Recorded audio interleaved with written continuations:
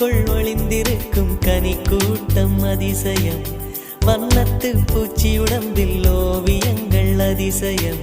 துளை செல்லும் காற்று மெல்லிசையாதல் அதிசயம். குருநாதர் இல்லாத குயில் பாட்டு அதிசயம். அதிசயமே அசந்து போகும் நீ எந்த அதிசயம். கல் தோன்றி மண்